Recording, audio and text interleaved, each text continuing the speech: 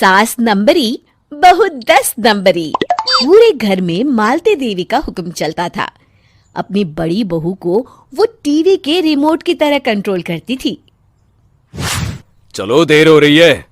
12 बजे से पहले लड़की वालों के यहाँ पहुंचना है। हाँ हाँ, चलती हूँ। मैं तो भगवान से बस ये दुआ कर रही हूँ कि जिस तरह मेरी बड़ी बहू मेरी मुट्ठी में है, उसी तरह मेरी छोटी बहू भी मेरे इशारे पे नाचे। अरे भगवान, भला इस घर में किसकी हिम्मत है जो तुम्हारे खिलाफ जाने की हिमाकत करे। इस तरह मालती देवी अपने छोटे बेटे की भी शादी कर देती हैं। मालती की छोटी बहू फैशन डिजाइनर का कोर्स करके आई थी। उसका सपना था कि शादी के बाद वो अपना खुद का बुटीक खोले। एक दिन, क्या बात है छोटी, तू तो एक से बढ़कर एक डिजाइन बना लेती है। इसमें कौन सी बड़ी बात है दीदी, आप चाहे तो मैं आपको भी सिखा सकती हूँ।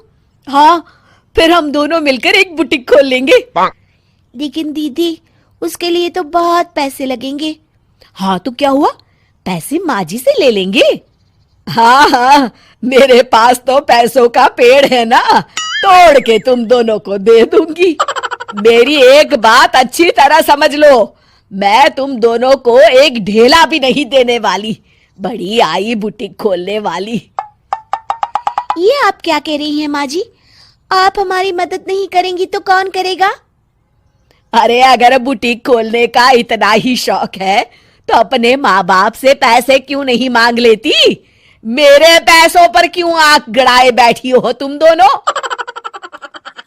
इस तरह अपने इरादे स्पष्ट करके मालती देवी वहां से चली जाती है। अरे ये क्या दीदी, माँ जी तो साफ मुकर गई। अब हम क्या करेंगे? तू चिंता मत कर, बुटीक तो खुल के ही रहेगा। कहते हैं कि घी जब सीधी उंगली से नहीं निकलता तो उसे उंगली टेढ़ी करके निकालना चाहिए। माँ जी अपने आप को समझती क्या है?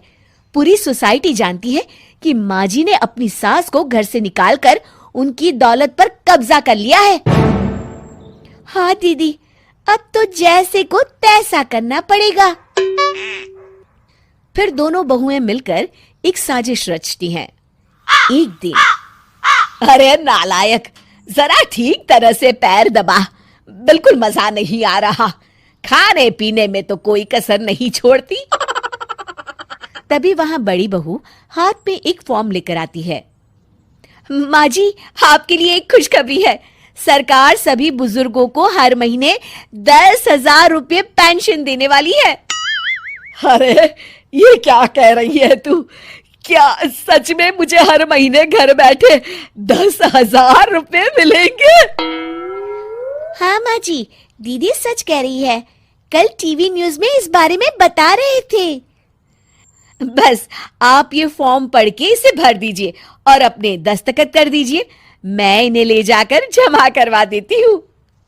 अरे नालायक, बड़ी कामचोर है तू। इस बुढ़ापे में कहाँ तुम मुझसे फार्म भरवा रही है? खुद ही भर ले, मैं दस्तखत कर देती हूँ। ठीक है माँ जी। फिर बड़ी बहू बड़ी चालाकी से फॉर्म के पन्नों के बीच प्रॉपर्टी के पेपर छिपा कर रख देती है और उन पर मालती देवी के दस्तखत करवा लेती है। कुछ दिनों के बाद मालती देवी अपने पति के साथ 2 दिनों के लिए अपने एक रिश्तेदार के यहाँ जाती है। दूसरी तरफ दोनों बहुएं पूरे घर पर अपना कब्जा कर लेती हैं। मालती देवी जब अपने रिश्तेदार के यहाँ से लौटती हैं, तब अपने कमरे में ताला लगा देख आग बबूला हो जाती है। अरे नालायको, मेरे कमरे में इतना बड़ा ताला किसने लगाया है? माँ जी, ये कमरा तो मैंने अपने बेटे रोहन को दे दिया है और आज से आप बाहर कोने में जो छोटा कमरा बना है ना, वहां रहेंगी। अच्छा, मैं उस सड़ेले कमरे में रहूंगी है? तेरी ये कहने की हिम्मत भी कैसे हुई? और मेरी इजाजत के बिना मेरा कमरा देने वाली तू होती कौन है? लगता है तू भूल गई, इस घर की मालकिन मैं हूं। तभी वहां छोटी बहू आती है। अरे माँ जी, आप इस घर की मालकिन नहीं है। अब इस घर की नई मालकिन हम दोनों बहुएं हैं। ये देखिए, इन प्रॉपर्टी के पेपर पर आप ही के दस्तखत है। अरे भाग्यवान, ये तुमने क्या कर दिया? दस्तखत करने से पहले एक बार ठीक से पढ़ तो लेती। अरे लेकिन मेरी बहुएं मेरे साथ ऐसा कैसे कर सकती है? अरे तो इसमें कौन सी अचरज की बात है? तुमने भी तो अपनी सास को घर से बाहर निकाल दिया था। टूटा फूटा ही सही, शुक्र करो कि इन दोनों ने कम से कम हमें रहने के लिए कमरा तो दिया। तुमने तो अपनी सास को वो भी नहीं दिया था। आज समझ में आया, जैसी करनी वैसी भरनी। चलो अपना सामान उठाओ और चलते हैं। सास नहीं माँ। हर समय सास और बहू का रिश्ता खराब नहीं होता। किसी किसी समय ऐसा भी होता है कि एक अच्छी सास बेटे से ज्यादा अपनी बहू का ख्याल रखती हो। माँ, मैं घर छोड़कर जा रही हूँ। मैं इस घर में किसी भी हाल में नहीं रह सकती। ये फैसला राधा की बहू लीना का था। कारण उसका और उसके पति के बीच बिल्कुल ना बनना। अरे क्या हो गया बेटा? और ये गाल तेरे कैसे लाल है? फिर से उसने तुझे मारा क्या? वो अब नई बात नहीं है माँ, लेकिन आज तो उन्होंने साफ साफ बोल दिया कि वो मेरे साथ नहीं रहना चाहते। अच्छा, क्यों भाई? क्यों नहीं रहना चाहता? जरा बुला तो उसे। तभी वहां प्रशांत आता है। हाँ, क्या है माँ? क्या बात हो रही है? क्या बोल रही हो? मैंने कहा ना एक बार कि मैं इसके साथ नहीं रह सकता, बस। अरे ना रह, किसने कहा? निकल जा घर से। प्रशांत माँ की बात सुनकर हैरान हो जाता है। हैं? कैसी बात कर रही है माँ? मैं कहाँ जाऊंगा? वैसे भी हम यहीं रहेंगे। जाएगी तो ये। लीना रोते हुए अपने कपड़े पैक करने चली जाती है और घर से निकल ही रही होती है कि रुक, तू कहाँ चली कपड़े लेकर? कैसी बात कर रही है माँ जी? वो साफ साफ तो बोल रहे हैं कि मेरे साथ नहीं रहना चाहते, तो क्या करूं मैं? हाँ, तो उसे ना रहना है तो ना रहे, जाए यहाँ से। तू भूल गई बहू, घर मेरे नाम का है, तेरे पति के नाम का नहीं। तो निकलेगा ये, तू नहीं। कैसी बात कर रही है माँ? मैं बेटा हूं तेरा, ये जाएगी घर से बाहर? ना ना बेटा, तूने मेरे लिए किया ही क्या है? अरे सारा दिन ये बहू है जो मेरा ख्याल रखती है। ये कमाती है और सारा खाना भी बनाती है, एक एक पैसा घर पर देती है। अरे मेरी कौन सी दवा है कौन सी नहीं, ये भी इसी को पता है। तुझे पता है क्या? तेरी दवा? तुझे क्या हो गया माँ? सही तो है तू? नहीं, माँ को बीपी और शुगर की प्रॉब्लम है। मैं आपको व्हाट्सएप कर देती हूँ, जो जो दवाई माँ लेती है बता देती हूँ। हाँ ठीक है, माँ की दवा रखने वाली। जा निकल घर से। सास को बेटे पर गुस्सा आ रहा था। अरे क्यों बोल रहा है बार बार चली जा चली जा? मैं इसे कहीं नहीं जाने दूंगी। यही तो मेरे लिए बुढ़ापे का सहारा है। बेटे को माँ पर गुस्सा आता है। वो घर छोड़कर जाने लगता है कि उसकी बीवी उसे रोक लेती है। देखिए, मेरे कारण आप अपना घर ना छोड़े, मैं दूसरे कमरे में शिफ्ट हो जाती हूँ। सोचिएगा कि मैं इस घर में हूँ ही नहीं। वैसे भी माँ का ख्याल रखने के लिए आपको किसी ना किसी को तो रखना पड़ेगा ना। लड़का मान जाता है और बीवी के साथ रहने को हामी भर देता है। अब क्या, जब वो सुबह सोकर उठता, उसकी बीवी उसके लिए चाय बना कर रख देती, ऑफिस के लिए टिफिन और कपड़े साफ कर कर अलमारी में रखना। अरे क्यों काम करती है उसके? वो तो तुझसे बात भी नहीं करता। ना करे माँ जी, मैं ये मानती हूँ कि जो मेरा कर्तव्य है वो मुझे पूरा करना है, फिर चाहे जो हो जाए। माँ जी, आप उन्हें कभी मत बताना कि ये काम मैं करती हूँ। बहू अपने कर्तव्य अच्छे से पूरे करती और सास पति का ख्याल भी रखती। वो घर का काम और साथ ही दफ्तर का काम भी पूरा करती। लेकिन फिर एक दिन, तू पति के सामने आती क्यों नहीं? उसे तो तेरी परवाह है नहीं। उसका सारा काम पूरा हो जाता है और आराम से खाता पीता रहता है। फिर तू क्यों परेशान होती रहती है? बहू कुछ नहीं कहती, वहां से चली जाती है। माँ, तू ना ये रोज मेरे लिए चाय और खाना मत बनाया कर।